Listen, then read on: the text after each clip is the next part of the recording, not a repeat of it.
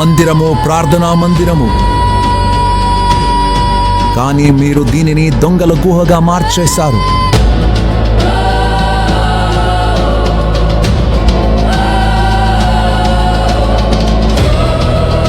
అతన్ని అంతమొందిద్దాం, చంపేద్దాం. అది ఆ రోజు వాళ్ళు తీసుకున్న నిర్ణయం. ఆ నిర్ణయానికి వాళ్ళు కట్టుబడి యేసుక్రీస్తు మీద అన్యాయపు తీర్పు తీర్చే ప్రయత్నం చేశారు. పిలాతు ముందుకు తీసుకెళ్లారు. లేనిపోని అభియోగాలు ఆయన మీద మోపారు. అంతేకాకుండా ఘోరంగా కొట్టించారు, సిలువ మోయించారు. ఫ్రైడే ఆయనను సిలువ వేసి చంపేశారు. ఇదంతా ఎలా జరిగింది? అసలు గురువారం రాత్రి ఏం జరిగింది? శుక్రవారము యెరూషలేములో ఏ సంఘటనలు చోటు చేసుకున్నాయి? వచ్చే ఫ్రైడే ఏ ఒక్కరు మిస్ కాకండి. మీరు రండి, మీతో పాటు మీ కుటుంబాన్ని తీసుకురండి.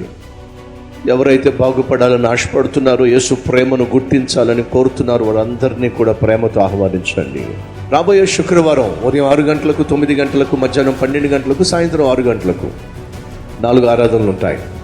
కాబట్టి ఈ 4 ఆరాధనలో కూడా సిలువ ప్రదర్శన ఉంటుంది, కని విని ఎరువుల రీతిలో. కాబట్టి మీ ఫ్రెండ్స్ని, బంధువులను, ప్రాముఖ్యంగా మీ కుటుంబ సభ్యులను తప్పక ఆహ్వానించండి. అలాగే ఈస్టర్ సర్వీస్, పునరుత్థాన దినం ఆరాధనలు, యేసుక్రీస్తు ఏ విధంగా సమాధిని గెలిచి తిరిగి లేచాడో ఈ అద్భుతమైనటువంటి పునరుత్థాన ప్రదర్శన కళ్ళ కట్టినట్టుగా చూపించబోతున్నాం. కాబట్టి మార్నింగ్ 4 o'clock ఉంటుంది కనుక సిద్ధపడి రండి. అలాగే నెక్స్ట్ ఆరాధన 9 గంటలకు, ఆ తర్వాత మధ్యాహ్నం 12 గంటల ఆరాధన, సాయంత్రం 6 గంటలకు చివరి ఆరాధన. మీకు అనుకూలమైన ఆరాధనలో పాల్పంచుకోండి.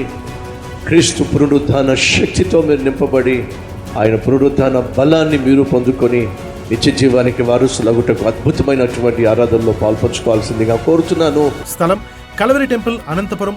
Venkatareddy function hall, Alamuru road, Rudrampeta, Anantapuram.